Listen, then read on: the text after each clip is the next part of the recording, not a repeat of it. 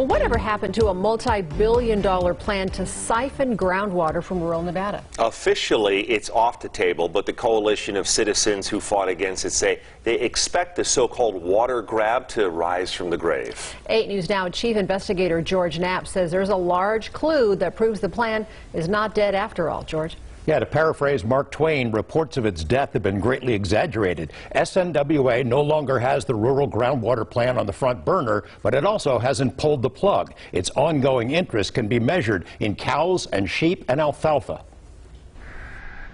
The Great Basin National Park, the crown jewel of Nevada's public lands, is one of the special places that could have been jeopardized by the Southern Nevada Water Authority's ambitious groundwater plan. So it seemed an appropriate backdrop for what was called a victory party.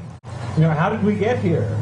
30 years of feisty. The coalition that gathered in tiny Baker, Nevada is an amalgam of unlikely bedfellows, urban liberals and rural conservatives, ranchers and environmentalists, cowboys and Indians. They set aside differences to oppose an audacious plan that would siphon billions of gallons of groundwater from eastern Nevada aquifers and send it via a 300-mile-long pipeline to thirsty Las Vegas. The Water Authority was willing to spend $15 billion, maybe more, to build the pipeline system, a plan backed by Nevada's most powerful forces, casinos and developers. Opponents were told resistance was futile. That perception was wrong, and inevitability is a perception, not a reality. SNWA has spent in excess of $100 million public dollars on the project. Records we obtained show the public is still paying for a long list of high-priced law firms, PR companies, and lobbyists hired in part to overcome opposition to the water grab.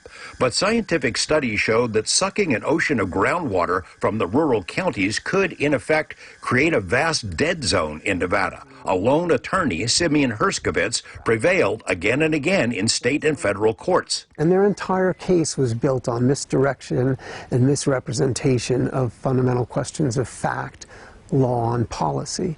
But anytime anyone looked at the very elementary policy fundamentals of Nevada water law, you could see that this is not permitted to take water that doesn't exist. After multiple defeats in court, SNWA formally pulled the pipeline plan off the table and withdrew its claims to rural water. But no one in the opposition thinks the fight is over. They point to one glaring fact. SNWA still owns and operates a vast ranching empire in the targeted area. Water agencies paid close to $80 million to buy 7 large ranches. The ranches even have their own lawyer and lobbyist paid with public dollars. They're growing alfalfa, they're running cattle, and they're running sheep, and they have close to 1 million acres of grazing allotments up there. And so I don't think that that the Southern Nevada Water Authority remains on, ag operations 300 miles north of here because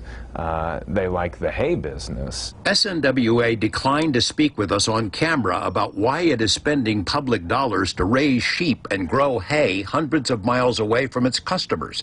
In its formal documents, SNWA explains its northern resources are a way to demonstrate improved agricultural practices and livestock genetics and husbandry, and also to demonstrate financial efficiency. Those lessons seem lost on the much smaller private ranchers who say they're being ground to dust by competing against a government agency with deep pockets.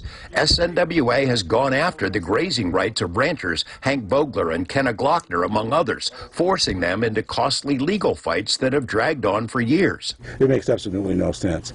The amount of money they're putting into the ranches and running them is not, it's not economically feasible. Gary Perea fought the water grab both as a White Pine County commissioner and also while crisscrossing the state with his stepfather, the late rancher Dean Baker. Perea predicts agencies will try to revive the water grab in the Nevada legislature by crafting legislation that might bypass water laws. And they're going to try and change the rules so to make it easier for them to put that water into the pipelines. In the past, SNWA used scare tactics to justify the water grab. There were numerous predictions of disaster and economic collapse unless Las Vegas could get the rural water by 2013. That deadline came and went nearly a decade ago, and Las Vegas is still thriving.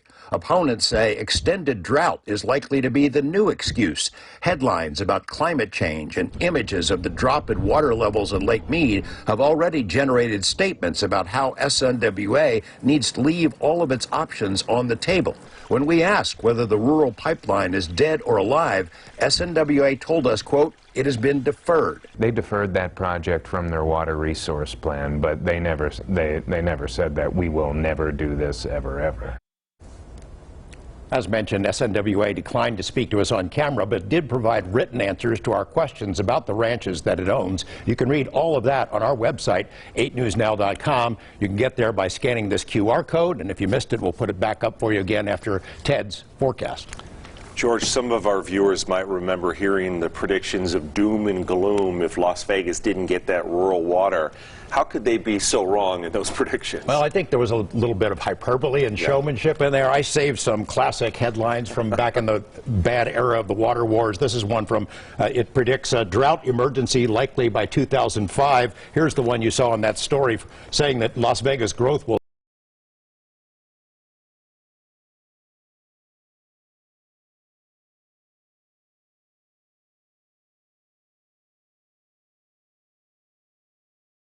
I did. Our water situation is better than any other state in the pack. Even though we're the driest state in the country, even though we get the smallest amount of water from the Colorado River, and to this date, we still do not use our entire allocation from the river. Those predictions prone to a bit of hyperbole, That's as you true. point out, George. Thank you so much for that report.